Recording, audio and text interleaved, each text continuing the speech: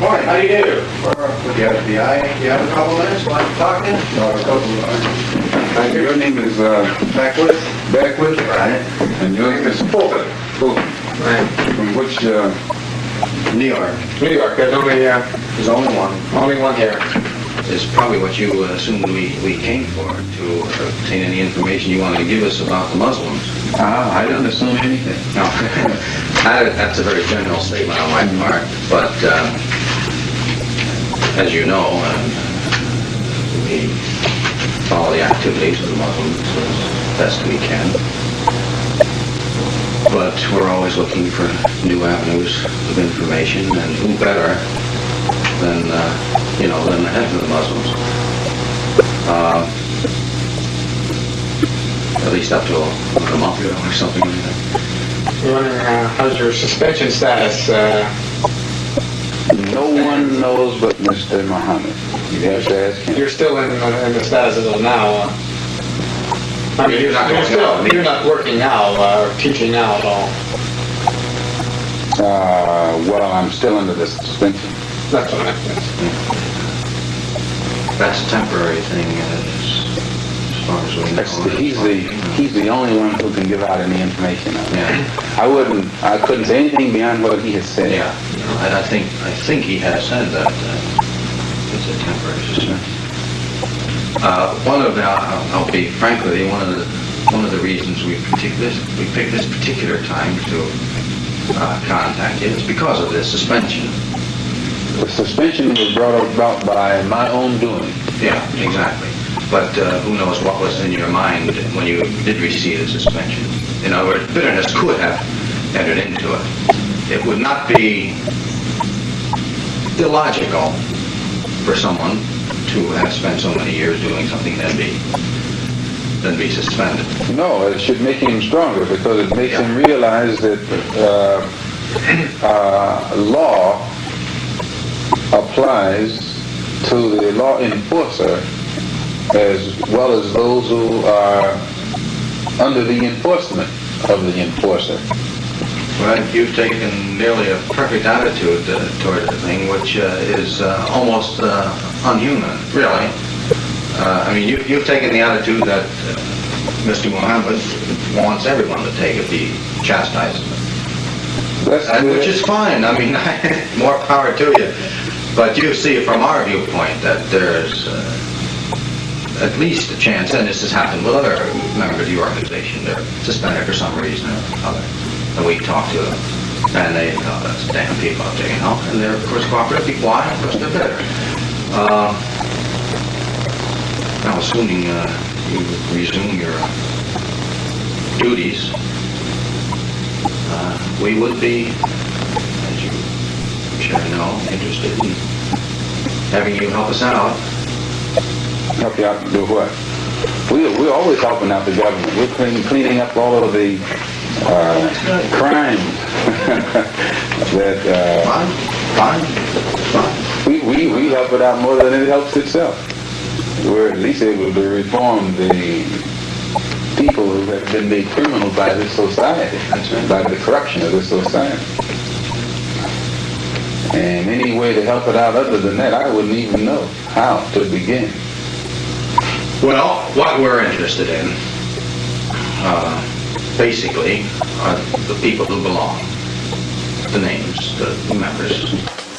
My telephone number is OL16320. I'll get it. OL. 16320. Now, by this suggestion, Just like telling you the sun shines from the east. well, no comment. And the teachings, plans, the programs. No teaching is more public than ours, and I don't think you find anybody more blunt in stating it publicly than we do. No, exactly. I don't think you can go anywhere on this earth and find anybody who expresses their views on matters more candidly than we do. I can only agree with you. No, that's right. You're right. You do. The main thing is there is a certain area of responsibility. This is because getting into our angle of it. What we really want are the names of all those who belong, the names, who they are, the identification. I don't even know them. Do you keep no records? That's not my job. I'm just a preacher. Yeah, but somebody up there keeps the record. I don't know who. I don't have any knowledge of those kind of things. With all these other responsibilities I've had, it'd be difficult for me to worry about names. Plus, you would insult my intelligence asking me for them. In fact, no, you would insult your own, because it would mean that your own intelligence isn't heavy enough to weigh me and know in advance what I'm going to say when you ask that question.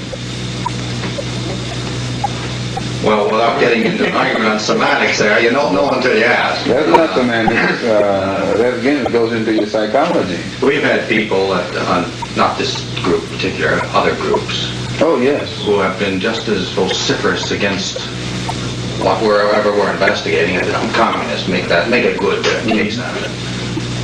Communists for 20 years, they hate everything. Go interview them. You don't want to. Go anyway. So you go knock on the door and go, where have you been? Oh, I want to tell you something. You never know till you ask.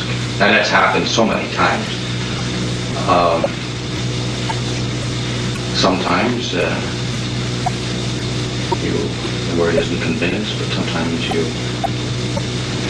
money brings out the information.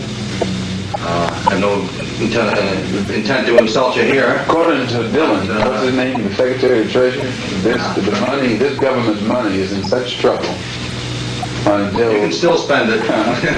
Still, according to your government economists, the dollar itself is in such trouble, a person would be a fool to sell his soul for one of these decreasing dollars. Oh, I couldn't agree with you more. You'd be a fool to sell your soul if the dollar was increasing. But this has nothing to do with selling your soul. I mean, if you look at it that way, okay. Yeah, but it depends on how you look at it. Sure.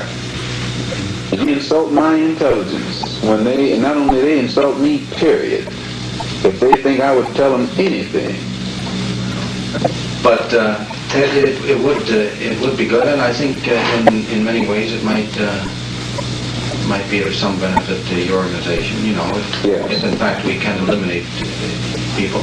There's no government agency that can ever expect any information out of me that's in any way detrimental to any religious group or a black group, for that matter, in this country.